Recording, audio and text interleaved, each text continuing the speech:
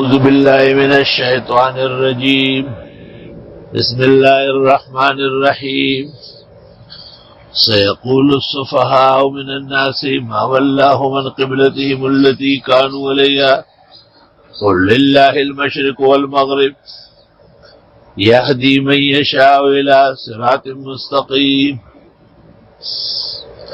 وكذلك جعلناكم أمة وسطا لتكونوا شهداء على الناس ويكون الرسول عليكم شهيدا وما جعلنا القبلة التي كنت عليها إلا لنعلم من يتبع الرسول ممن ينقلب على عقبيه وإن كانت لكبيرة إلا على الذين هدى الله وما كان الله ليضيع إيمانكم إن الله بالناس لرؤوف رحيم.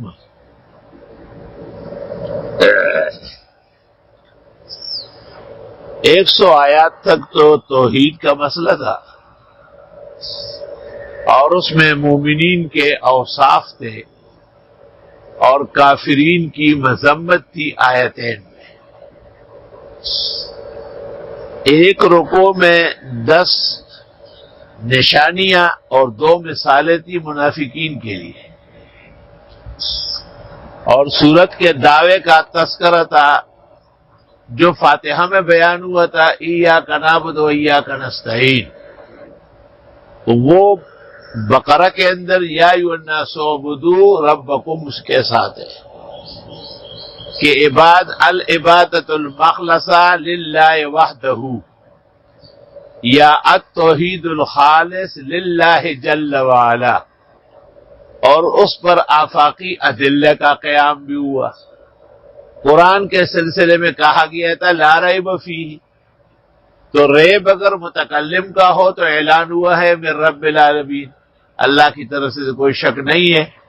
اگر ریب مخاطب کے ہاں ہے تو وَإِن كُنتُمْ فِي رَيْبٍ مِّمَّا نَزَّلْنَا عَلَىٰ عَبْدِنَا، یہاں سے تحدید کی گئی، ان کی بے بسی اور عجز ظاہر کیا گیا.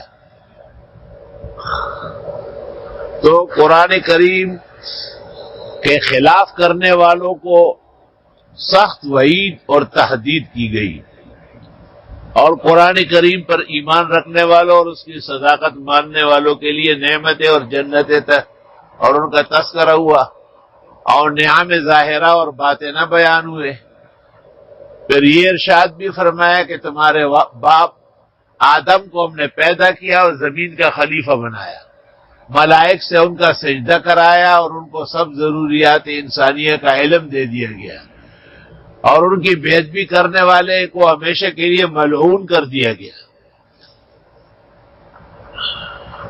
اور آدم علیہ السلام اور ان کی بیوی حوا کو داخل جنت کر دیا. اب 2 قسم کے لوگ ہیں، ماننے والے ان کے لیے جنتیں ہیں، نہ ماننے والے ان کے لیے جہنم ہے. جب یہ بات مکمل ہو گئی تو روئے سخن روئے زمین کے اس مقتدر قوم کی طرف کر دی گئی جو انبیاء کے اولاد رہے تھے. یا بنی اسرائیل اذکروا نعمتی، اور پہلے نعم مجملہ کا بیان تھا، وہ 4 چیزوں پر بھی مشتمل تھا. ایک اشتراک الدین کا مرض پیدا ہو گیا تھا، دوسرا تلبیس الحق کے بالباطل میں مبتلا تھے، تیسرا ان کی خراب عادت تھی کتمان الحق، وقت پر حق نہ بیان کرنا، اور چوتھی بیماری ان کی تھی ترک العمل، نیک عمل نہ کرنا. اقیموا الصلاۃ وآتوا الزکاۃ وارکعوا مع الراکعین واستعینوا بالصبر والصلاۃ ان اللہ مع الصابرین. اس پر پوری تفصیل کر دی گئی اور حکایات پیش کی گئی، اور دوسری مرتبہ ان کو خطاب کیا گیا نعم مفصلہ کے ساتھ، اور ان نعم مفصلہ کے ساتھ ان کی بعض بے راہ روی، بعض ناشکریاں اور بعض رائے راست سے بھٹک جانا، اور انبیاء و مرسلین کی بے ادبی و توہین کرنا اور اس پر ان کی سزا پانا. فانزلنا علیہم رجزا من السماء بما كانوا يفسقون. اس کے باوجود ان کے مختلف حال میں بوجہ موسیٰ علیہ السلام اور ہارون علیہ السلام کے مشکلات حل کی گئی. 12 چشمے جاری کر دیے گئے، ہر ایک کو اپنے گھاٹ کا پتہ چلا، کھانے پینے کے لیے من و سلوا نازل ہوا، دھوپ سے بچانے کے لیے اوپر صاحبان منڈلایا گیا اور انہیں ہر طریقے سے تشکر اور کفران نعمت سے منع کر دیا گیا، لیکن وہ برقرار نہیں رہتے تھے، تو پھر ان پر قسم قسم کے وبال آئے، یہاں تک کہ بندر بنا دیے گئے، اور جنہوں نے گوشالہ پرستی کی ان کو سزا دے دی گئی کہ راضی خوشی سے گوشالہ پرستی نہ کرنے والوں کے ہاتھوں مر جائے تو شہداء ہوں گے، اور اگر ویسے مارے گئے سزائن تو مرتد ہوں گے۔ والمسألة تفصیلیۃ فی محلها کما ذکرہا شیخ المشائخ استاد الاساتذہ محقق اثر مولانا شبیر احمد العثمانی فی جواب محمد علی لاہوری المرزائی فی کتابہ الشہاب۔ اس کے بعد مختلف احوال بنی اسرائیل کے ذکر کیے گئے، اور اخیر میں نعم مدللہ کا تذکرہ شروع ہوا کہ آخر بنی اسرائیل جو تھے وہ خدا کی نعمتوں کے مستحق ہوئے تھے، اور ابراہیم علیہ السلام کے آزمائش و امتحان کا تذکرہ ہوا، کیونکہ ابراہیم علیہ السلام کے بیٹے اسحاق کا بیٹا یعقوب و یعقوب کے 12 بیٹے، ان سے بنی اسرائیل چلے تھے، ان کو اپنے آباء و اجداد کی حقیقت تاریخ بتا دی گئی کہ تم آئینے میں دیکھو کہ تم تھے کیا اور بن کیا رہے ہو۔ ابراہیم علیہ السلام پر الاطلاع و صبر کا جو تذکرہ تھا اجمالاً، اور آگے جا کے قرآن میں مفصل ہو رہا ہے۔ اس دوران 100 آیات توحید پر مشتمل مکمل ہو گئی، 101 سے رسالت کا بیان ہے، لیکن معارض شبہات، مثلا ایک شبہ یہ کیا گیا کہ یہ لوگ مانتے کیوں نہیں، فرمایا نبذ کتاب اللہ وراء ظہورہم، اپنی کتابوں کو پس پش ڈالا ہے، کانہم لا یعلمون، یہ بیماری کیوں آ گئی، واتبعوا ما تتلو الشیاطین علی ملک سلیمان، بجائے سلیمان سے تعلیم دین سیکھنے کے سحر و جادو ان کی طرف منسوب کر کے اس کا ارتکاب کرنے لگے۔ اور پھر یہ اشکال تھا کہ یہ پیغمبر برحق کیسے ہے، یہ اپنی مجلس میں جادوگروں کا ذکر کرتے ہیں، داؤد و سلیمان تو جادوگر تھے، جواب وما کفر سلیمان ولکن الشیاطین کفروا یعلمون الناس السحر، اور سحر میں تفصیل کر دی گئی اور اس کے وعید اور سزائیں سنا دی گئی۔ ایک اشکال یہ تھا کہ یہ پیغمبر کیسے ہے، کبھی ایک لفظ کبھی دوسرا لفظ، جواب میں اللہ کے حکم کا منقاد ہوں، تابعدار ہوں۔ یا ایھا الذین آمنوا لا تقولوا رائنا وقولوا انظرنا، مبہم الفاظ نہ کہا کرو، واضح المعنی لفظ بولا کرو۔ ایک اشکال یہ تھا کہ یہ پیغمبر کیسے ہے، کعبہ جو معدن ہے انبیاء کا اور قبلۃ العالم ہے اس سے دور کر دیے، جواب ومن اظلم ممن منع مساجد اللہ ان یذکر فیہا اسمہ وسعی فی خرابہ، ظالموں کے ظلم کی سزا ہے، ان قریب اللہ ان کو پکڑے گا اور پیغمبر کو خاص طریقے سے اعزاز و فخر سے کعبہ داخل کرے گا، جس سے 59 میں اس کا مظاہرہ ہوا۔ ایک اشکال یہ تھا کہ تقریباً تینوں فرقے، یہود عزیر کو ابن اللہ کہتے ہیں اور مسیح عیسیٰ کو، اور مشرکین ملائک کو بنات اللہ، جواب غلط بات ہے۔ وقالوا اتخذ اللہ ولدا، یہ بے بنیاد بات، فضول بات کر رہے ہیں، سبحان اللہ، اللہ کا دامن الوہیت پاک صاحب ہے۔ بل لہ ما فی السماوات والارض، اولاد کا کام کیا ہے، کام کرنے کا، اس کے آسمان و زمین کی ہر چیز اس کی ہے۔ اولاد کیا کرتی ہے، ماں باپ کی تابعداری کرتی ہے، وہ کل لہ قانتون۔ ایک ہی آیت میں اعتراض اور تینوں پلس کے ساتھ جواب۔ قدرت الہی کا بیان ہوا، بدیع السماوات والارض۔ پیغمبر کو قسم قسم کے شبہات و سوالات میں غمگین کیا جا رہا تھا، تسلی دے دی، انا ارسلناک بالحق بشیرا ونذیرا ولا تسأل عن اصحاب الجحیم۔ اور یہ کون ہے آپ سے راضی ہونے والے؟ ولن ترضى عنك اليهود ولا النصارى حتى تتبع ملتهم قل ان هدى الله هو الهدى ولئن اتبعت اهواءهم بعد الذي جاءك من العلم ما لك من الله من ولي ولا نصير۔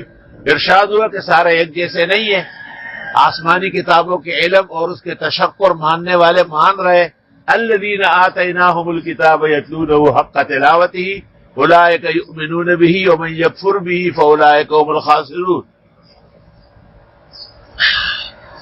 چنانچہ نعم مدللہ کا بیان شروع ہوا اور اس ضمن میں ابراہیم علیہ السلام کی کچھ آزمائشوں کا تذکرہ ہوا اور ان کو اللہ نے رہتی دنیا کا امام الانبیاء اور امام الائمہ بنا لیا، انی جاعلک للناس اماما، اور ان کے لیے کعبہ امامت کا مقام قرار دے دیا، اور ابراہیم علیہ السلام کے ساتھ ان کے بیٹے اسماعیل علیہ السلام کا بھی تفصیل تذکرہ ہوا۔ اور نعم مدللہ ہم اس کو اس لیے کہتے ہیں کہ اس میں کعبہ، تاریخ کعبہ، تاسیس کعبہ، تعمیر کعبہ، تکمیل کعبہ، دعائے کعبہ، امام کعبہ کی تشریف آئی، ربنا وبعث فیہم رسولا منہم یتلو علیہم آیاتک ویعلمہم الکتاب والحکمہ۔ پھر یہ کہتے تھے کہ یہ تو ابراہیم کے خلاف ہے، جواب ومن یرغب عن ملت ابراہیم الا من سفہ، بالکل بے وقوفی کی باتیں کرتے ہو، ابراہیم علیہ السلام کا راہ و رسم چھوڑنے کا ہے ہی نہیں، وہ تو دونوں جہانوں کے مقتدا ہے اور پیغمبر عین ان کا مظہر ہے، بلکہ آپ کی دعاؤں کا نتیجہ آپ نے کہا نہ دعوت و ابی ابراہیم و بشارت و اخی عیسیٰ و رویا و ملتی رات فی المنام انہ خرج منہا نور و اضاءت لہا منہا قصور الشام، رواه ابن کثیر سندا و متنا فی تفسیرہ۔ اس کے بعد بنی اسرائیل کو بعض تاکیدات کی گئی ہے کہ تم لوگ کبھی یعقوب علیہ السلام پہ تہمت لگاتے ہو، یعقوب علیہ السلام کو جانتے ہو انہوں نے اپنے بیٹوں کو کیا کہا تھا، اور ابراہیم علیہ السلام نے ان اللہ اصطفیٰ لکم الدین فلا تموتن الا وانتم مسلمون۔ تمہیں یاد ہے یعقوب علیہ السلام کے انتقال کے وقت بیٹوں کو کہا ماذا تعبدون من بعدی، قالوا نعبد الہک و الہ آبائک ابراہیم و اسماعیل و اسحاق الہا واحدا ونحن له مسلمون۔ یہ جماعت تھی اہل حق کی، اور ان کے ظاہر اور مظہر مینار رشد و ہدایت اور خاتم و مختم محمد عربی صلی اللہ علیہ وسلم ہے۔ تلک امۃ قد خلت لہا ما کسبت ولکم ما کسبتم ولا تسألون عما کانوا یعملون۔ اب یہ کہنا کہ یہودی یا نصرانی ہو جاؤ غلط بات ہے، بلکہ بل ملت ابراہیم حنیفہ وما کان من المسلمین وما کان من المشرکین۔ اور ابراہیم علیہ السلام کے ملت پر تفصیل اور اس کی علامات صادقہ اور ان کے مانعین اور منکرین کی تقبیح اور تشنیع، اور آخری صورت میں پھر وہی بات لوٹا دی گئی کہ یہ پیغمبر اپنے آباء و اجداد نبوت اور رسالت پر صحیح طرح گامزن ہے۔ ایک اشکال انہوں نے کیا تھا کہ یہ پیغمبر کبھی ایک طرف نماز پڑھتے کبھی دوسری طرف، مکہ میں کعبے کی طرف، مدینہ آ کر کے 16 ماہ 10 دن بیت المقدس کی طرف۔ یہ کیسے ہوا؟ تو ایک جواب پہلے دے دیا، اس کو کہتے ہیں جواب مجمل، وَلِلَّهِ الْمَشْرِقُ وَالْمَغْرِبُ أَيْنَمَا تُوَلُّوا فَثَمَّ وَجْهُ اللَّهِ۔ میں تو اللہ کے حکم کا منقاد ہوں، کہا یہاں پڑھو، میں نے یہاں کیا، کہا یہاں پڑھو، میں نے یہاں پڑھنا شروع کیا، اور تفصیلی جواب یہاں سے ہے سَيَقُولُ السُّفَهَاءُ مِنَ النَّاسِ کہ انبیاء علیہ السلام اللہ کی وحی کے پابند ہوتے ہیں۔ اللہ تعالیٰ کی تفصیلی وحی آئی ہے کہ اب القدس ہمیشہ کے لیے چھوڑ دے اور آپ اپنے پسندیدہ قبلہ کعبہ کو اختیار فرما لے۔ قد نرى تقلب وجهك في السماء فلنولينك قبلة ترضاها فول وجهك شطر المسجد الحرام۔ اور اس میں انفرادی نماز بھی قبلہ کعبے کی طرف ہوگی، اجتماعی بھی، سفر میں بھی، حضر میں بھی، مرض میں بھی، صحت میں بھی، اس لیے یہ مسئلہ اہم مہم تھا، اس کو کئی وجوہ سے بیان فرما دیا۔ اس کے بعد یہ کہ انبیاء و مرسلین خدا کی طرف سے مبعوث ہوتے ہیں، اور یہ پیغمبر بھی جیسے مبعوث برحق ہے اس طرح ان سے دونوں قبلوں کی عبادت بھی کرائی گئی۔ کما ارسلنا فیکم، کما کی وجہ تشبیہ ہم نے تقریر میں ذکر کر لی۔ یتلو علیکم آیاتنا ویزکیکم ویعلمکم الکتاب والحکمہ ویعلمکم ما لم تکونوا تعلمون فاذکرونی اذکرکم واشکرونی ولا تکفرون۔ اس کے بعد یہ کہ خدا تعالیٰ کو راضی رکھو، اسے مدد مانگو۔ خدا کو راضی رکھنا، مدد مانگنا ضروری ہے، کبھی دین کے لیے قربانیاں دینی پڑتی ہے۔ پیغمبر صلی اللہ علیہ وسلم جب مکہ سے مدینہ تشریف لائے تو بدر کا واقعہ پیش آیا، اس میں صحابہ کرام شہید بھی ہو گئے، اور ارشاد فرمایا کہ اللہ کے راستے میں جو مارے جاتے ہیں ان کو آپ مردے مت سمجھو، وہ تو ہمیشہ ہمیشہ کے لیے زندہ ہے. زندگی جاوید یافت ہر کے نیک و نام عزیز اور قز عقب ذکر خیر زندہ کو ندنا مرا اور ہرگز نمیرد آنکھ دل زندہ شد بعشق سب تست بر جرید عالم دوام ماں. نہیں برسوں پہ کچھ میات نہیں برسوں پہ کچھ مدار حیات موت پر زندگی تمام نہیں. تو یہ روحانی حیات ہے، قبری ہے، برزخی ہے. بعض بزرگوں نے احتراماً اس کو دنیاوی بھی کہا ہے.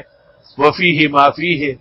وہاں کے کلثر شیخ و مرشد نے عادث کے کہنے پر دفع شعبہ لکھا تھا، کاش کہ اس کی کوئی کاپی مل جائے. فرمایا ہر زمانے میں ایسی مشکلات پیش آتی ہے، یہ آزمائشیں گزارنی پڑے گی. وَلَنَبْلُوَنَّكُمْ بِشَيْءٍ مِّنَ الْخَوْفِ وَالْجُوعِ وَنَقْصٍ مِّنَ الْأَمْوَالِ وَالْأَنفُسِ وَالثَّمَرَاتِ وَبَشِّرِ الصَّابِرِينَ الَّذِينَ إِذَا أَصَابَتْهُم مُّصِيبَةٌ قَالُوا إِنَّا لِلَّهِ وَإِنَّا إِلَيْهِ راجعون أُولَٰئِكَ عَلَيْهِمْ صَلَوَاتٌ مِّن رَّبِّهِمْ وَرَحْمَةٌ وَأُولَٰئِكَ هُمُ الْمُهْتَدُونَ. صفا اور مروہ، یہ بھی ایک اشکال تھا کہ صفا اور مروہ کے پاس تو بنو قدید کے بت رکھے ہوئے تھے، یہاں کے وہ چکر لگاتے. جواب یہ تو اللہ کی قدرت کی دلیل ہے.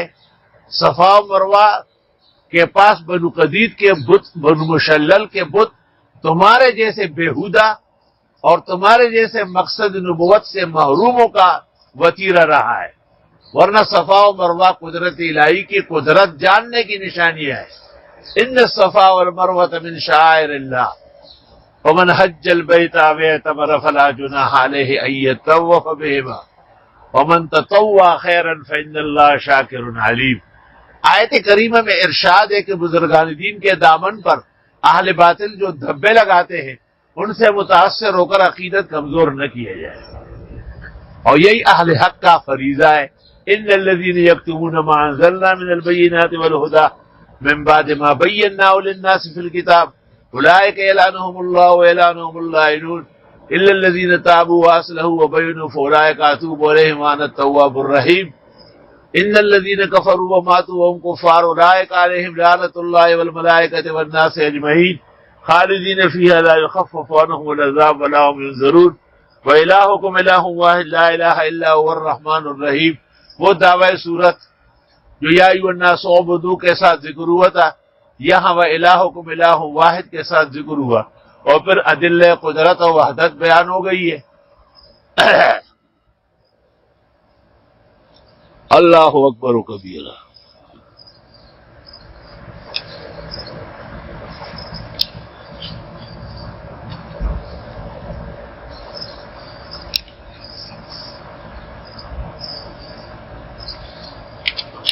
یہ مضمون جو رسالت کا تھا اور بما رد شبہات تھا، یہ پورا ہو رہا ہے، اور بتاتے ہیں کہ ایمان و اسلام کی برکت سے محبت دین اور محبت الہی مستحکم ہوتی ہے.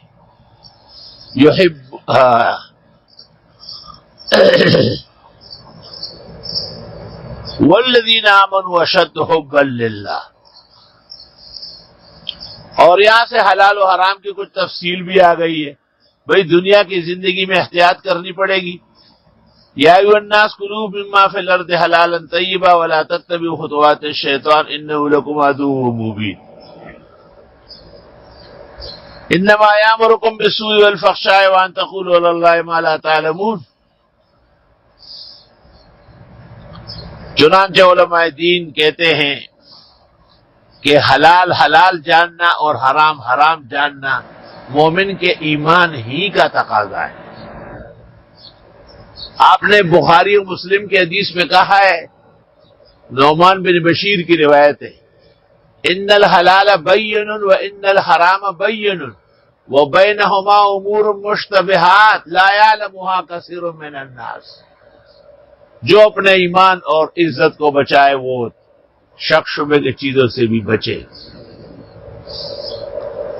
ایسی کوئی چیز جو شک شبے والی ہے اس کا استعمال نہ کرنا بہتر ہے.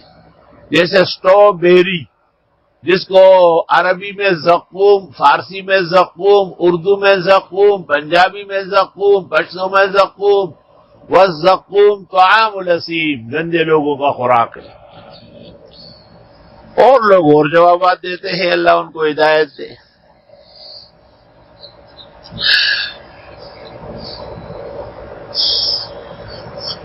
فرمایا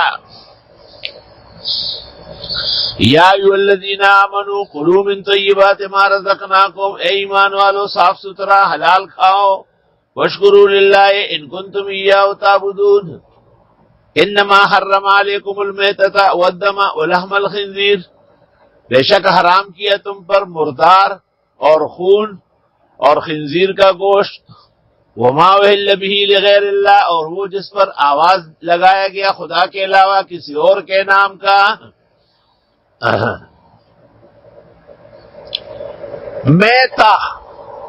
میتا کہتے ہیں مردار کو، اس کی دو قسمیں، ایک حقیقی جیسے گیدڑ، کتا، بلہ، شیر، چیتا، اس کو آپ ذبح بھی کریں تب بھی مردار ہے، اس کو کہتے ہیں میتا حقیقی۔ اور ایک ہے میتا حکمی، مرغی ہے مگر حلال نہ ہوئی، بکرا ہے لیکن بسم اللہ اللہ اکبر قصدن نہیں پڑا گیا، یا اور کوئی جانور ہے اس کو جھٹکا لگا یا گٹکا لگا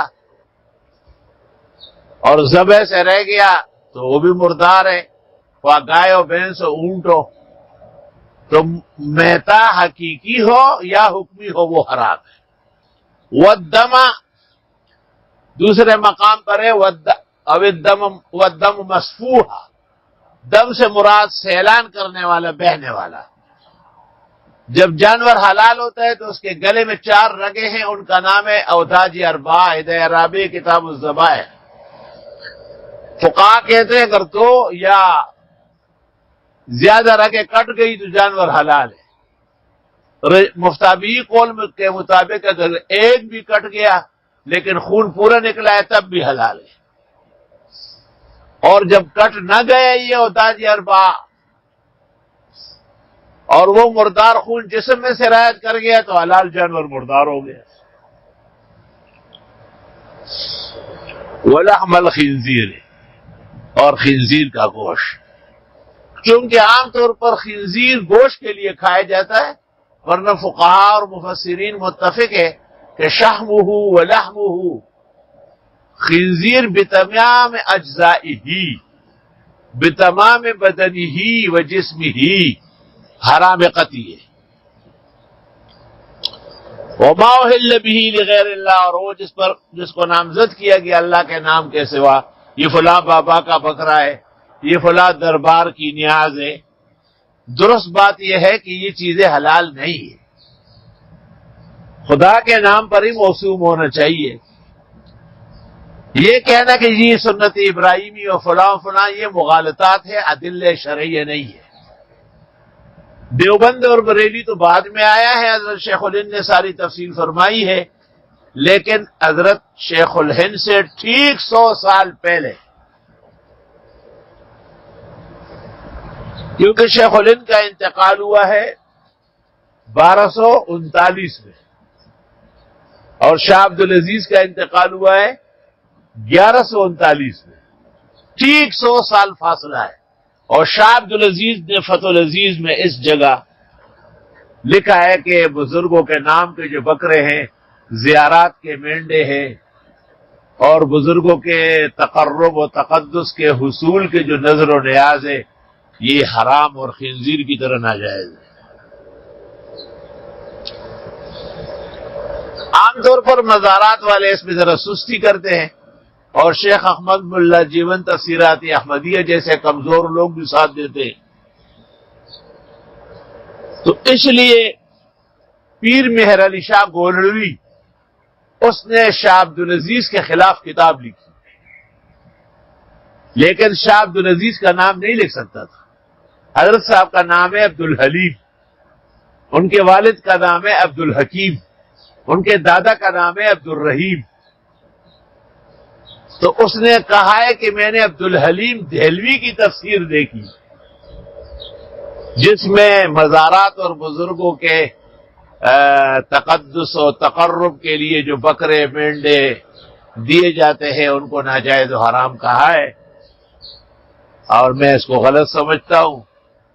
اور پیر مہر علی شاہ گولوی کی اس کتاب کا نام ہے الکلمۃ العلیاء فی تفسیر ما احل بہ لغیر اللہ۔ پیر مہر علی شاہ یقیناً احمد رضا اور ان لوگوں کی طرح تو نہیں تھے، لیکن اتنا ان کے حالات میں لکھا ہے کہ مولانا احمد علی محدث کے درس سے کئی دفعہ نکالے گئے تھے۔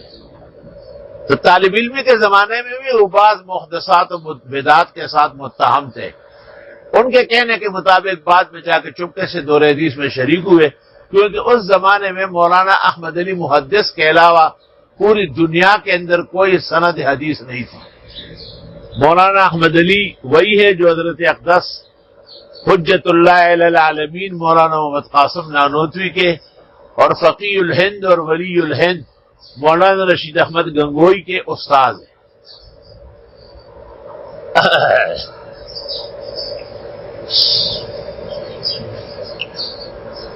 یہ بخاری کے حواشی، مسلم کے حواشی، ترمذی کے حواشی مولانا احمد علی محدث نے لکھے ہیں۔ اللہ تعالیٰ نے ان کے علم میں بڑی برکت دی تھی۔ وہ شیخ عبد الغنی مجددی کے بھی شاگرد ہے اور شاہ اسحاق کے بھی شاگرد ہے، اور شیخ عبد الغنی مجددی، شاہ اسحاق دونوں شاہ عبد العزیز کے، شاہ عبد العزیز اپنے استاد شاہ ولی اللہ کے، شاہ ولی اللہ کے اسانید آگے سب میں ہے۔ وما احل بہ لغیر اللہ۔ یہاں ایک بات ہم ہمیشہ کرتے ہیں کہ ہر حلال جانور میں 7 چیزیں حرام ہوتی ہیں۔ ہر حلال جانور میں 7 چیزیں حرام ہے۔ ایک تو الدم مسفوح ہے، دوسرا ذکر ہے، تیسرا خصیتین ہے، تیسرا قبول ہے، حرام مغز ہے، مسانہ ہے، مرارہ ہے۔ بدائع ثنائی جلد 5 صفحہ 61، فتاوی شام جلد 5 صفحہ 197،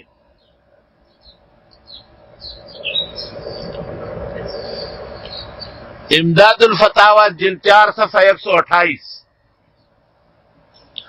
تمام معتبرات میں لکھے۔ اسی طرح ہر حرام جانور میں 8 یا 10 چیزیں حلال ہیں۔ تحتاوی علی الدر، کتاب الذبائح۔ بے شک حرام کیا تم پر مردار، حقیقی و حکمی دونوں، اور خون بہتا ہوا، اور گوشت خنزیر کا، اور وہ جو لیا جاتا ہے اللہ کے سوا اور کسی کے نام کے ساتھ۔ اس پر تو اتفاق ہے کہ بوقت ذبح اگر کہہ دیے باسم المسیح یا باسم شیخ عبد القادر تو یہ مردار ہے، لیکن کیا پہلے سے ان کے نام موسوم کرنا؟ اہلیان بدعت کہتے ہیں کہ یہ تبرک و تیمن ہے، اہل حق کہتے ہیں یہ تقدس و تقرب ہے، یقیناً ناجائز ہے۔ میں اس پر زیادہ بحث تو نہیں کر سکتا، محقق الاسر نے کئی جگہ کی، صرف ایک عبارت تفسیر کبیر کی پڑھتا ہوں اندازہ ہو جائے۔ تفسیر کبیر میں قال العلماء لو ذبح مسلم ذبیحۃ وقصد بها التقرب الى غیر اللہ صار مرتدا وذبیحته میتۃ۔ روح المعانی جلد 1 صفحہ 277، روح البیان۔ تفسیر کبیر جلد 3 جز 5 صفحہ 12۔ تفسیر البحر المحیط جلد 1 صفحہ 488، فتاوی شام جلد 2 صفحہ 128، تفسیر فتح القدیر للشوکانی جلد 1 صفحہ 170۔ تو یہاں پر تو کوئی فرق نہیں کیا گیا، صاف صاف کہا گیا کہ جو بھی کسی بزرگ کے لیے تقرب و تقدس کے لیے ذبح کرے گا وہ شرک کا ارتکاب کرے گا، سارا مرتدن و ذبیحتہ میتۃ وبانت عنہ امرأتہ۔ شاید اس قسم کے مضمون کی طرف ہم مائدہ کے اندر کچھ عود کر سکے. والعود احمد، بے شک حرام کیا گیا تم پر اور گوشت خنزیر کا، اور وہ جو نامزد کیا گیا اللہ کے سوا کسی اور کے نام کا. فمن اضطر، پس اگر کوئی مجبور ہوا، اضطر ضرورت سے، غیر باغن، نہ تو لذت ڈھونڈ رہا ہے، ولا عادن، نہ حد سے زیادہ تجاوز کرتا ہے، فلا اثم علیہ، تو اس پر گناہ نہیں ہے، چیز حرام اب بھی ہے. ان اللہ غفور الرحیم، بے شک اللہ بخشنے والا رحم والا ہے. یعنی ایک شخص ہے جس کی جان نکل رہی ہے، سوائے میتا، دم اور لحم الخنزیر کے کوئی چیز اس کو مل نہیں رہی، نہ تو اس کو کوئی لذت کا طلبگار ہے اور نہ اس نے زیادہ کھانا ہے، صرف جان بچانی ہے تو استعمال کر سکتے ہیں. فلا اثم علیہ، ان اللہ غفور الرحیم. علماء دین نے یہاں ایک مسئلے کی وضاحت فرمائی ہے کہ حل یجوز التداوی بالمحرم، کسی حرام چیز سے علاج جائز ہے. تو بعض علماء نے کہا ہے کہ ما جعل اللہ دواء فی ما جعلہ داء، اللہ تعالیٰ نے کسی حرام چیز میں شفا نہیں رکھی اور وہ ناجائز کہتے ہیں. لیکن جمہور امت، صحابہ و تابعین، ائمہ اربعہ، فقہاء و محدثین، وہ کہتے ہیں کہ نہیں، بلکہ یجوز التداوی بالمحرم. اور آیت کی عبارت النص اور دلالت النص، اقتضاء النص اور اشارت النص، چاروں دلالات یہی بتا رہی ہے کہ اجازت ہو سکتی. یہ مسئلہ اپنی جگہ ہوگا کہ اجازت ہو جانے کے بعد بھی اگر استعمال نہ کرے اور مر جائے. اکثر حضرات کہتے ہیں کہ گناہگار مرے گا، لیکن جساس راضی کے احکام القرآن میں رائے یہ ہے کہ نہیں، یہ تو رخصت عزیمت، تو وہی بچنا ہی ہے. انما حرم علیکم المیتۃ والدم ولحم الخنزیر وما اہل بہ لغیر اللہ فمن اضطر، جو مجبور کیا گیا، یعنی جس کو ضرورت پیش آ گئی، غیر باغ ولا عاد، نہ تو وہ لذت ڈھونڈ رہا ہے اور نہ حد سے زیادہ کھانے والا ہے، فلا اثم علیہ، ایسے ارتکاب کرنے والے پر گناہ نہیں ہے. یعنی یہ چیز غلط اب بھی ہے مگر اس کو استعمال کی اجازت ہے. اور چونکہ وہ ظاہر بات ہے کام تو بہت ہی افسوسناک ہے. ان اللہ غفور الرحیم، دونوں آیتوں سے فلا اثم علیہ اور ان اللہ غفور الرحیم سے دو مسئلے واضح ہو گئے. ایک اس کی حرمت تعبیدی کا برقرار رہنا، اگر وہی ٹکڑا، وہی اتنا ہی حصہ کوئی اور منہ میں ڈالے تو گناہگار ہوگا. اور دوسرا مسئلہ یہ معلوم ہوا کہ جب شریعت مقدس اجازت دے دے تو عفو اور غفران کے دروازے کھل جاتے ہیں. ان اللہ غفور الرحیم. چنانچہ زمانے کے اندر ایسے واقعات پیش آتے ہیں جیسے اشد الناس عذابا عند اللہ یوم القیامت المصورون، بخاری شریف، مسلم، ترمذی، ابو داؤد، نسائی، ابن ماجہ. لیکن اس کے باوجود کوئی تصویر تو ہے جو نوٹ کے اوپر ایسے کرائے جو الوقت ہے، وہ بھی تصویر ہے جو پاسپورٹ اور شناختی کارڈ پر ہے اور اس سے ہم عمرے اور حج کرتے ہیں. فلا اثم علیہ ان اللہ غفور الرحیم. اب یہ کہ یہ درس جو قرآن مجید کے علوم کا ہے، یہ درس دو طرح ہو سکتا ہے. 30 سال تک تو ہم نے اس طرح درس دیا کہ بس جیسے آواز ہے سنیں اور اس کے بعد وہ ہمیشہ کے لیے ختم ہو جائے. ہمارے عزیز دوست جو اس ادارے کا اور اس سلسلے کا پوری دنیا کو آواز پہنچانے کا شان و آن ہے، برادرم جنید، اس نے کئی دفعہ فریاد کی یہ قیمتی درس ہوتے ہیں اور یہ مٹی ہو جائیں گے.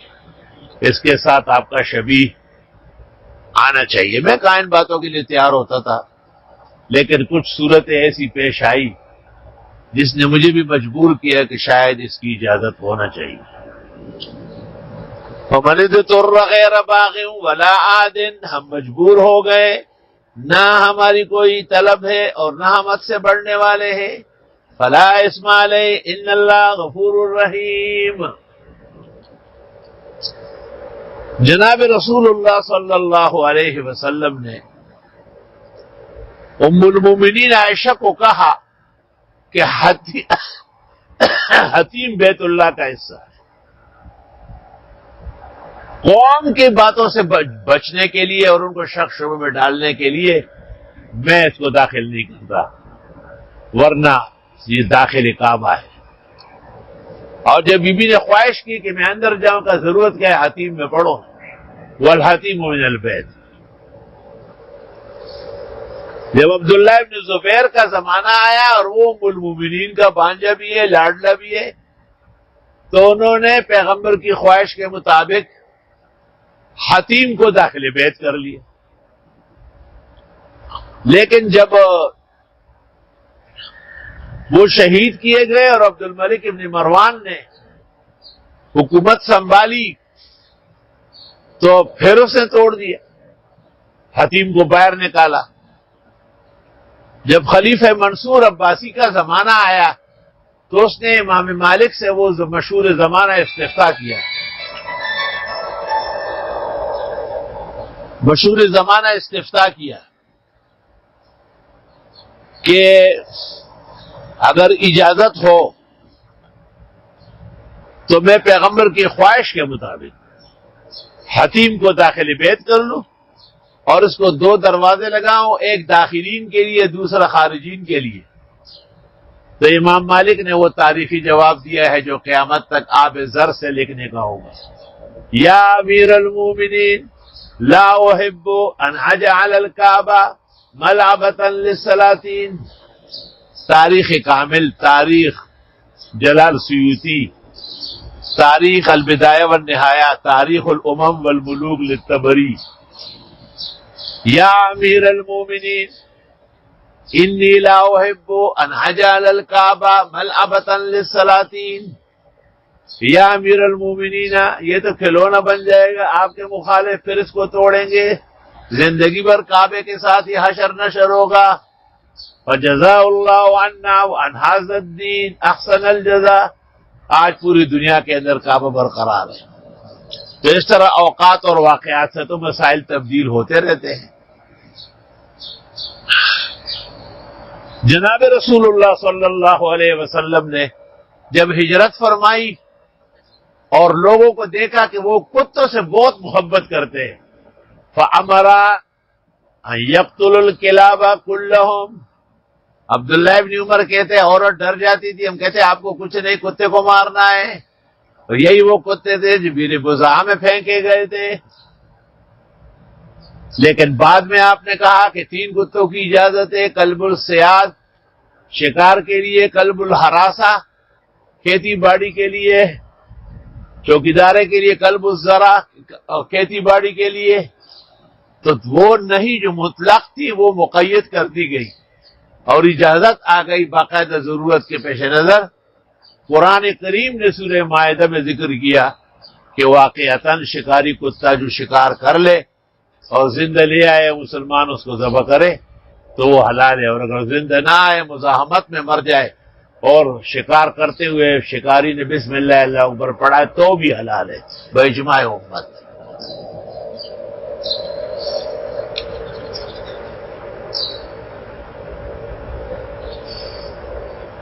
جناب رسول اللہ صلی اللہ علیہ وسلم کی خدمت اقدس میں ایک شخص نے آ کے کہا کہ رمضان شریف کے دن میں اپنی بیوی کے ساتھ لپٹ سکتا ہوں؟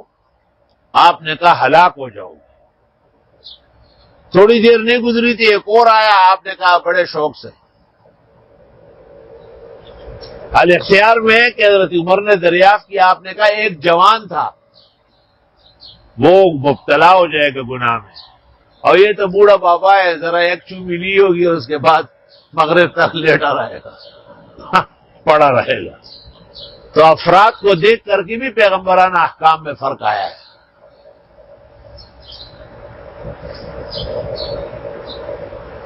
اسی طرح جناب رسول اللہ صلی اللہ علیہ وسلم نے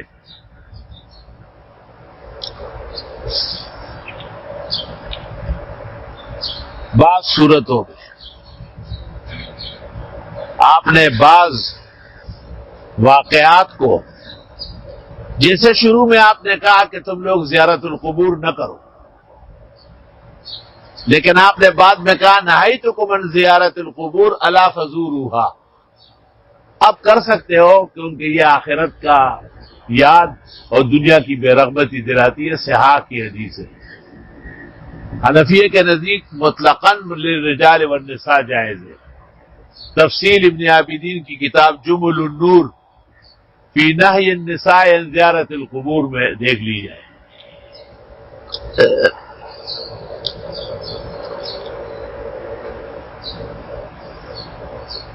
تو ایسے واقعات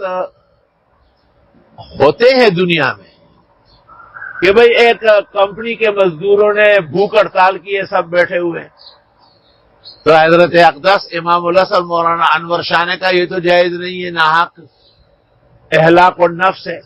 مولانا منظور نعمانی نے کہا نہیں جی، یہ کمپنی والے پہ دباؤ بڑھانے کا طریقہ ہے، ملکوں میں خبر پہنچ جاتی ہے، دوسرے ملک دباؤ ڈالتے ہیں کہ مان لو بھائی ان کا مطالبہ۔ تو آپ نے کہا کہ اگر اس کا کچھ فائدہ ہے تو پھر یہ جائے۔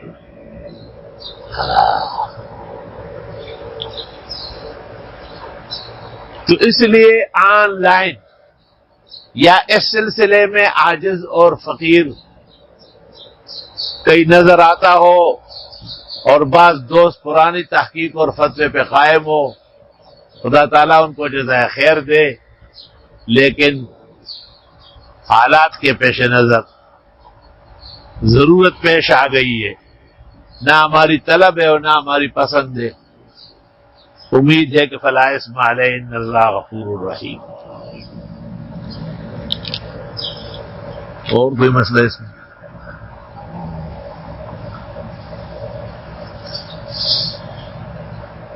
ان الذین یکتمون ما انزل اللہ من الکتاب، وہ لوگ جو چھپاتے ہیں وہ جو اتارا اللہ نے قرآن میں۔ بھائی بیان تو کرو نا ٹائم پر۔ وَيَشْتَرُونَ بِهِ ثَمَنًا قَلِيلًا، اور لیتے اس کے بدلے میں دنیا تھوڑی۔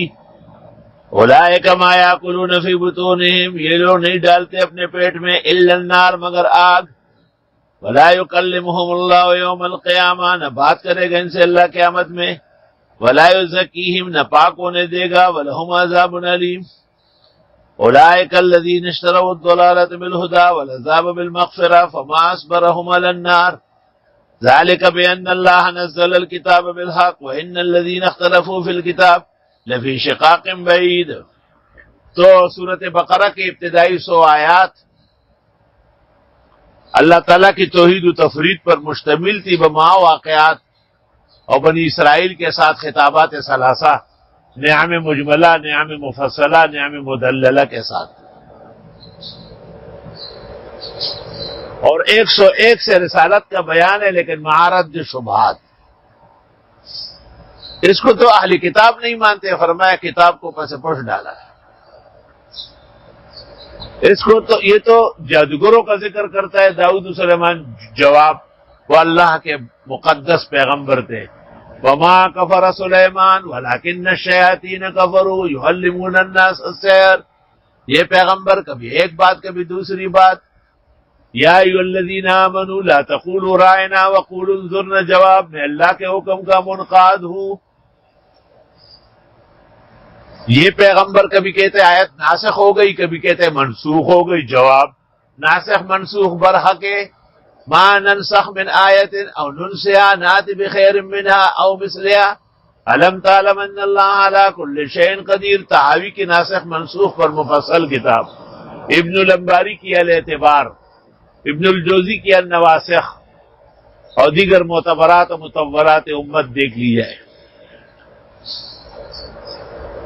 ایک اشکال یہ کیا کہ کعبے سے کیسے نکالے گئے جب نبی برحق جواب یہ مکے کے ظالموں کا ظلم ہے اور رہے گا نہیں. ومن اظلم ممن منع مساجد اللہ ان یذکر فی اسمہ وسعی فی خرابہا. ایک جواب یہ ہے کہ کبھی کعبے کی طرف نماز، کبھی القدس، جواب میں اللہ کا حکم کا منقاد ہوں وللہ المشرق والمغرب فینما تولوا فثم وجہ اللہ. ایک اشکال یہ کیا گیا تھا کہ اس پیغمبر کو تو لوگ جانتے نہیں ہیں،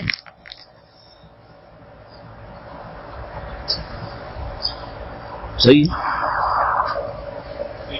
کیونکہ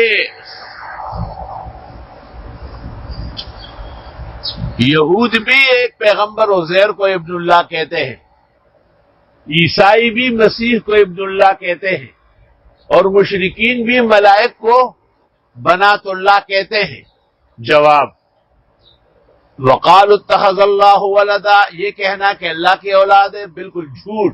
سبحانہ، اس کی ذات پاک ہے.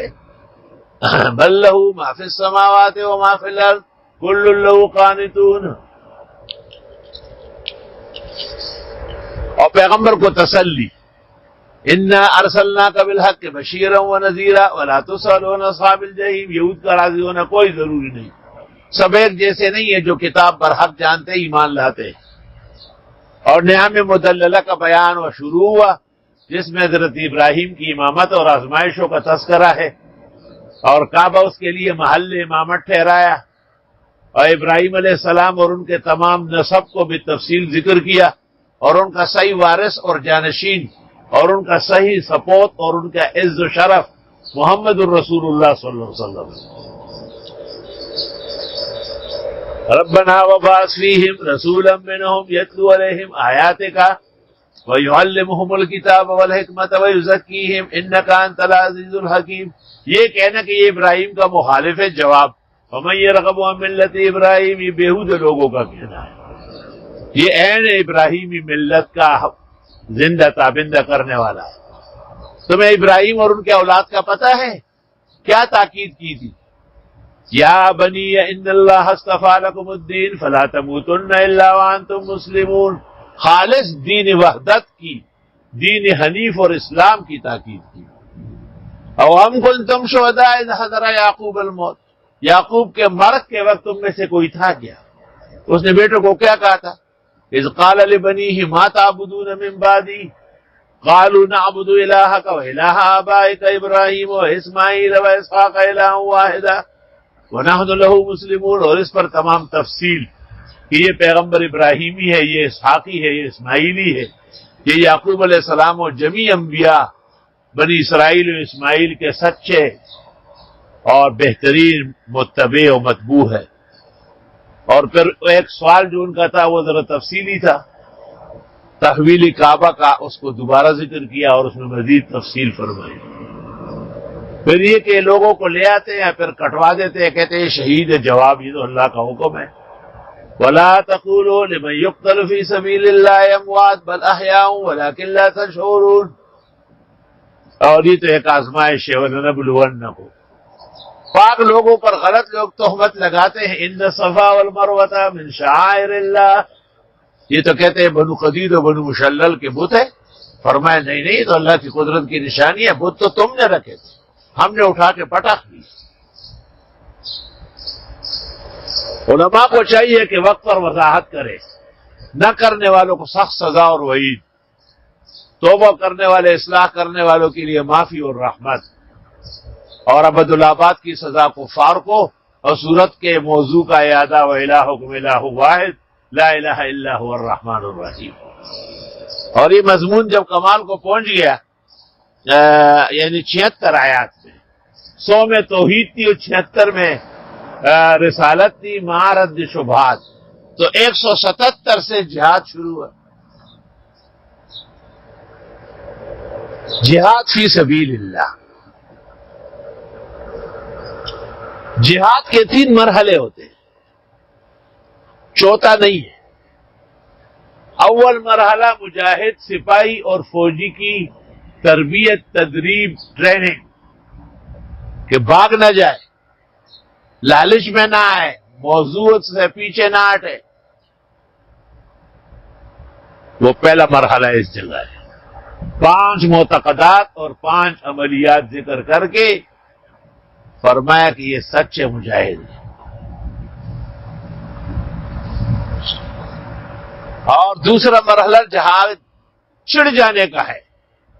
سورہ آل عمران کے اندر بدر احد لڑایا، دکھا دیا کہ دیکھو کیسے بہترین لڑے. اور تیسرا مرحلہ فتح کی صورت میں غنائم پہ نہ لڑے، شکست کی صورت میں عقیدہ نہ بدلے. انفال، توبہ، الى آخر الفتح. یہ 3 مرحلے ہیں. ایک بہت بڑا آدمی جس نے جہاد پر امریکن کتابیں دیکھی تھی، اس نے کہا یہ کتاب کون سی ہے جس میں 3 مرحلے ہیں؟ اس کو کہا کہ اس کا نام قرآن کریم ہے.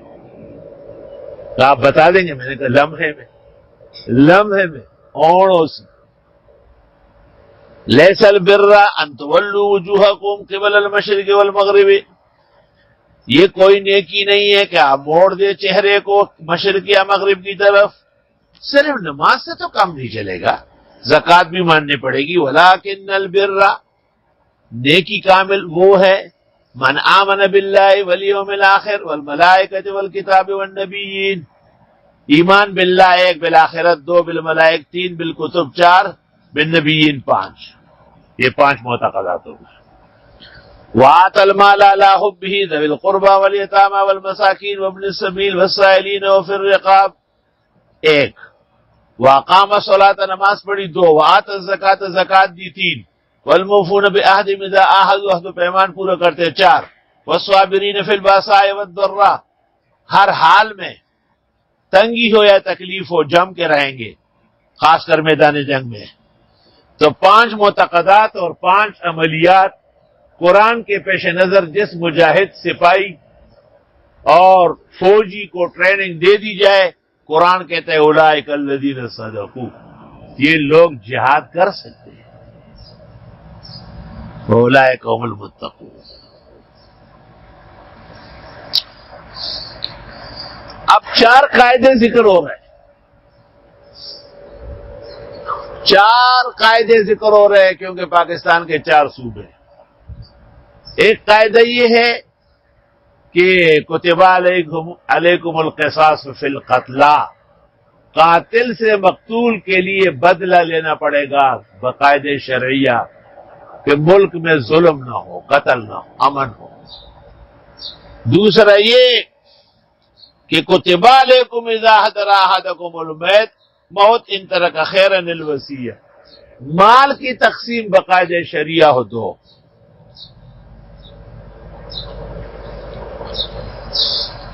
اور تیسرا کتب علیکم الصیام، روزہ فرض ہوا، جفاکشی سیکھ لو، محنت مشقت سیکھ لو.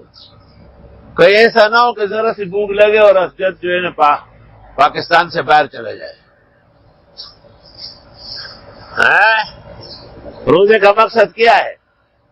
صبح سے شام تک ٹھنڈا پانی فریج لگا ہوا ہے، روح افزا ہے، قسم قسم کی بوتیں، آئس کریم ہے، لیکن اللہ کا حکم نہیں ہے. اور 4تھا مرحلہ وہ ہے رشوت ستانی کو روکنا ہے. کہیں ایسا نہ ہو کہ پاکستان بن جائے. فرمایا وَلَا تَأْكُلُوا أَمْوَالَكُمْ بَيْنَكُمْ بِالْبَاطِلِ وَتُدْلُوا بِهَا إِلَى الْحُكَّامِ، مت کھاؤ مال ایک دوسرے کا آپس میں ناحق طریقے سے اور تم لے چلتے ہو اسے حاکموں کو.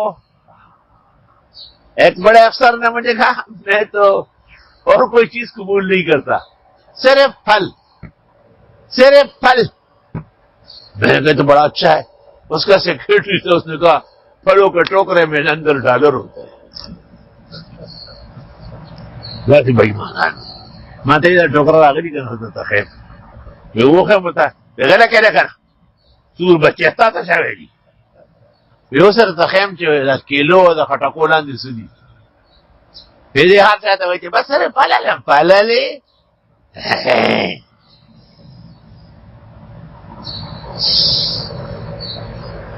وہ مشہور آدمی ہے نا کہ قصہ ہے کہ ایک آدمی کو پتا چلا کہ یہ منصف جو ہے نا مجسٹریٹ یہ ضرور کچھ لیتا ہے، تو اس کی خدمت میں بہت شاندار پگڑی لے کے گیا. اس نے کہا بے فکر رہو صبح ہو. دوسرے کو پتا چلا، اس نے کہا اور تو کچھ ہو نہیں سکتا ہے. اس کے پاس ایک بھینس تھی دودھیا، بچے سمیت لے کے اس کے گھر لے گئے اور انہوں نے کہا بچے دودھ پیئیں گے. انہوں نے کہا آپ ہی کا فیصلہ ہے، بے فکر رہو ذرا آ جاؤ. جب فیصلہ لکھنے لگا تو جس نے رات کو بھینس لا کے دی تھی اس کو لکھا. تو وہ دوسرا کہتا ہے اب مجسٹریٹ صاحب کہ پگڑی عزت کی قسم کا رہنے دو، اس کو راتوں رات بھینس کھا گئی. وَتُدْلُوا بِهَا إِلَى الْحُكَّامِ، اور تم لے چلتے اس کو حاکم. اصل میں تدلو کا ادلا یدلی کے معنی ہیں بوکا میں پانی ڈال کے نیچے پھینکنا. قاعدہ یہ ہے کہ جب کنویں سے پانی جا رہا ہو تو کنواں چلتا ہے، اور جب کنویں میں پانی آ رہا ہو تو کنواں بیکار ہو جاتا ہے. تو افسران اگر لوگوں کا کام کرے تو یہ بہتر نظام ہوگا، اور اگر لوگوں کا کام کچھ لے کے کرے، یہ ایسا سمجھو جیسے کنویں میں پانی باہر سے آ رہا ہے تو کنواں رہے گا. قرآن نے ایسا سیغہ استعمال کیا. کمال دیکھو کہ وہ یہ تو کنویں ہیں، تم کنویں سے پانی نکالنے کے بجائے ڈول میں پانی ڈال کے ہے. یہاں پر گڈاب کے پاس ایک جگہ ہے مول، وہاں ایک خاتون ہے اور وہ خاتون مندر کی بڑی. پہلے اس کی ماں تھی، اس سے پہلے اس کی نانی تھی، پھر اس کی، اور یہ لکی مروت سے آئے ہوئے. 200 ایکڑ میں مندر ہے، اور اس مندر میں تخصص ہوتا ہے. ہندوستان کے پنڈت جو تخصص اور پی ایچ ڈی کرتا ہے تو سال 2 یہاں گزارتا ہے. وہاں کے مسلمانوں نے مجھے کہا آؤ وزٹ کرو. میں چلا گیا. بڑی حیرت کی بات ہوئی، کھانے پک رہے تھے میں گیٹ کے باہر. میں نے کہا یہ کیوں؟ کہا یہاں بیواہیں ہیں، غریب لڑکیاں ہیں، کسی کی رخصتی ہے، کسی کا تیجا ہے، کسی کے چیلم ہے، تو ماتا کی طرف سے خیرات ہے. باہر کے میں کہا اندر تو مندر ہے، پھر تو کوئی کھائے گا ہی نہیں. تو وہ مجھے کہتے تھے یہ بھی پانی ہے، یہ بھی پانی ہے، یہ بھی پانی ہے. ارے کیا مطلب؟ کہنے لگے مندر وہ وہاں بنے گا جہاں پر پانی نکلے. ہم نے جہاں پر بھی کوشش کی پانی خشک ہو گیا، تو ہم نے کیڈیو کو کروڑوں روپے دے کر کے اندر نل لگوائے تو ماتا خشک ہوئی. ایک عورت بیٹھی ہوئی تھی، اپنے بال نوچ رہی تھی اور رو رہی تھی. میں نے پوچھا یہ کیوں رو رہی ہے؟ کہا یہ بدبخت ہو گئی. میں نے کہا بدبخت کیسے ہو گئی؟ کہا 6 مہینے سے اس کو گائے کا پیشاب پینا نصیب نہیں ہوا. ہمارے نزدیک 40 دن میں 1 دفعہ پیشاب پینا فرض ہے. تو یہ جہاں جاتی ہے وہاں اس کو پیشاب نہیں ملتا. یہاں گائے کم ہے، لوگ زیادہ ہے، تو یہ بدبخت ہے. یہ مذہب ہے. پھر وہ کرتی کیا ہے؟ اگر وہاں کوئی خطیب جوشیلا آیا جمعے کے بعد اس کو بلا لیتی ہے اور اس کو بہت ساری کتابیں سے عالمگیری اور شامی اور مبسوط اور محیط اور سب رکھی ہوئی ہے، نشان لگے ہوئے. نشان کسی مولوی دلے نے لگا کے دیے نا. کہتے ہیں پرانا مذہب ہو سکتا ہے ان کتابوں میں، لیکن آپ نے کتابیں دیکھی؟ وہ کہتے نہیں جی میں نے تو نہیں دیکھی. کہتے نہیں دیکھی. کمیٹی والوں سے کہتے باہر نکالو. وہ کہتے جی بالکل جی بالکل نکلو یہاں سے. کمیٹی والوں کو یہ مسجد کے لیے 20 لاکھ رکھو. امام کو کہتے ہیں صبح آ جانا، صبح چلا جاتا ہے 20 لاکھ. کہیں اور چلے جاؤ، یہاں خبردار کہیں ادھر آ جائے. ایسی ماتھا ہے.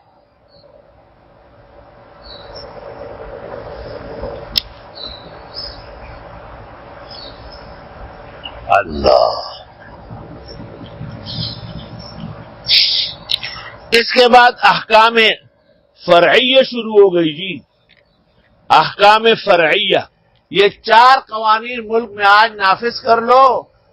کتب علیکم القصاص فی القتلی، قاتل سے مقتول کے لیے، ظالم سے مظلوم کے لیے باقاعدہ شرعی انتقام لے لو. مال کی تقسیم افسران کو پابند کرو کہ وہ کوئی رشوت نہ لے سکے. خدا کی قسم آج پاکستان، امریکہ اور برطانیہ اس کے مقروض ہو جائیں گے. اللہ کی طرف سے رحمت ہوگی اور دولت کی ایسی بارش ہوگی، اوپر سے بھی اور نیچے سے بھی. یہ قرآن کی آیت میں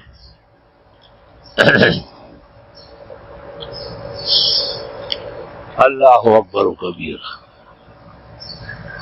تو جب یہ 4 قاعدے، وہ جو 100 آیات تھی اور پھر رد شبہات رسالت، اس کو ہم کہتے ہیں تہذیب الاخلاق.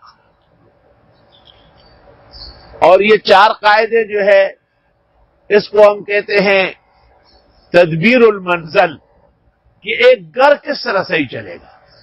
اگر گھر میں جنگ و جدال ہے، گھر میں چینا چپٹی ہے، گھر میں بے صبرے ہیں، گھر میں حرام اور حلال کی تمیز نہیں ہے، تو وہ گھر تو نہیں ہے، وہ تو حجرہ ہے.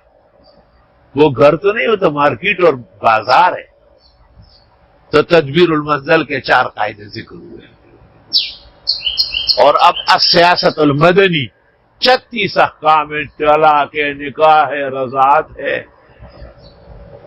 اور پھر قسم ہے، اس کا کفارہ ہے، قسم کی قسمیں ہیں، یمین ہے، لغو ہے، غموس ہے، طلاق ہے تو رجی ہے، بائن ہے، مغلظہ ہے، صلح ہے، طلاق بالمال ہے اور خلا ہے. اور یہ تمام مسائل تقریباً 36 کے قریب بنتے ہیں کہ پورے ملک کے اندر عوام کی اصلاح کیسے ہوگی، سورۃ بقرہ کے ساتھ ہوگی. جب یہ پورا ہو گیا تو تیسرے پارے میں آئے یا ایھا الذین آمنوا انفقوا مما رزقناکم من قبل ان یاتی یوم لا بیع فیہ ولا خلۃ ولا شفاعۃ والکافرون هم الظالمون. خرچ کرو، کافر بڑے ظالم ہیں. اور پھر سورت کا اعادہ اللہ لا الہ الا هو الحی القیوم. اور پھر سورت کے موضوع کا پھر اعادہ للہ ما فی السماوات و ما فی الارض. تو یا ایھا الذین آمنوا انفقوا سے انفاق فی سبیل اللہ کا مسئلہ ہے. دیکھو جہاد کبھی بھی بغیر مال کے نہیں ہوتا. خود پیغمبر مرسل خطبہ جمعے میں یأمرہم بالصدقہ وانفاق المال للجہاد، بخاری مسلم میں متواتر احادیث موجود ہے. تو انفاق کی تفصیل آئی. انفاق کی تفصیل میں 2 باتیں کہی. ایک بات یہ کہی کہ مال قیامت کے دن کام نہیں آئے گا. قیامت کے دن تو وہ مال کام آئے گا جو دین پر خرچ ہوا ہو. اور دوسرا یہ کہ اگر آپ نے مال وقت پر خرچ نہیں کیا تو یہی پٹ جاؤ گے. والکافرون هم الظالمون، کافر غلبہ پائیں گے تو وہ پھر آپ کا لحاظ کریں گے. یہ تو جیسے بھی یہ کم از کم آن لائن جو چل رہا ہے، وہ تو آن لائن اور ان لائن سب کو روک لیں گے. اور پھر اللہ کی عظمت و سطوت، اللہ کی قدرت الوہیت، اللہ کے اسماء 18 آیت الکرسی. اور پھر بتایا کہ ناحق بادشاہ نمرود اور برحق پیغمبر حضرت ابراہیم، ان کے درمیان کیا تقابل ہوا، کیسے اللہ نے بے یار و مددگار پیغمبر حضرت ابراہیم کو سرخرو فرمایا اور نمرود کو جاؤ جلال کے ساتھ ان کے سامنے ہمیشہ کے لیے ذلیل و خوار کیا. اور پھر انفاق پر قاعدے اور ذکر ہوئے کہ ایک خرچ کرنا 700 اور اس سے بھی زیادہ کے باعث ہے. اور اگر رائیونٹ کی مشین لگا لی تو 49 کروڑ ہو جائے گی، کیونکہ بھائی عبدالوہاب جو ہے بہت بڑے پائلٹ تھے. وہ جب ایک دانے کو اندر کر دیتے تھے تو چھوڑتے نہیں تھے. تو تفسیر روح المعانی میں اس جگہ 2 حدیث آلوسی نے نقل کی ہے، اگر وہ دونوں کو اکٹھے کیے جائے تو 49 کروڑ بن جائے. اور پھر اس درمیان میں مال کی محبت میں کبھی لوگ بے راہ روی کرتے ہیں، جیسے سود کی سخت مذمت کی گئی، سود کی انتہائی درجے کی برائی کی گئی.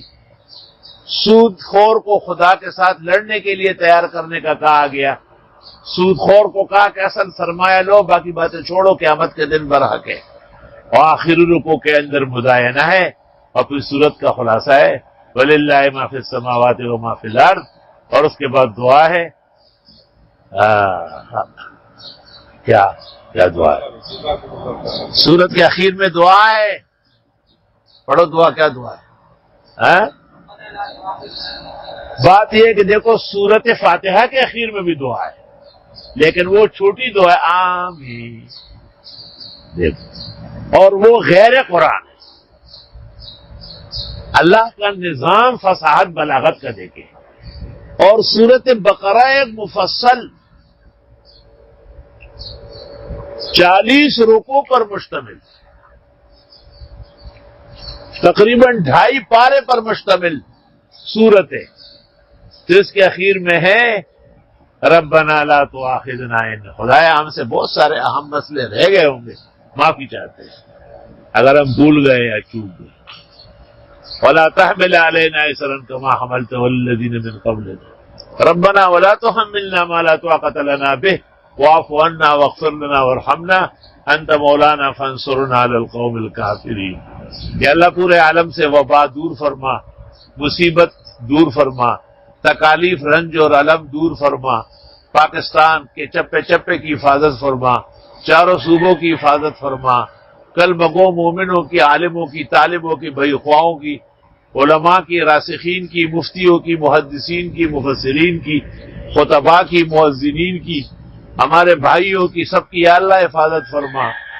یا اللہ پاکستان ہمیشہ قیامت تک محفوظ و مامون فرما. دینی مدرسے، دارالعلوم، جامعات، چھوٹے بڑے معادن خیر کے، توحید کے یا اللہ قائم دائم فرما.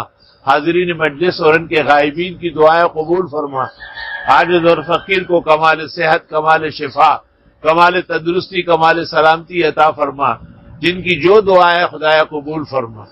یہ ہمارے بھائی جو ایسے ہی کھڑے رہتے ہیں اس نظام کے لیے، اور خاص کر جو اس کا راس ہے جنید، اور اس کے والد ہمارے بزرگ اور سرمایہ مزمل بھائی، اور پھر ناظم اعلیٰ مولانا سہیل احمد خان، اور عزیزم اسجد، اور عزیزم محمد انور شاہ، اور اسی طرح منصور بھائی، اور پورے عالم کے مسلمان جو اس وقت یہ سن رہے ہیں اور انشاءاللہ سن ہی لیں گے اگر کچھ اوپر نیچے ہوا ہو. خدا تعالیٰ ان سب کو قرآن کے علوم سے ہمیشہ کے لیے بارآور فرمائے. اللہ جل جلالہ عما نوالہ ان کے ذریعے پیغام توحید و سنت آگے بڑھائے. وہ جس کسی پریشانی میں ہے، الجھن میں ہے، دقت میں ہے، خاص کر یہ وبائی امراض کے خوف و خطر میں ہے، یا اللہ سب کے حافظ و ناصر، معین و مددگار رہے. وصلی اللہ.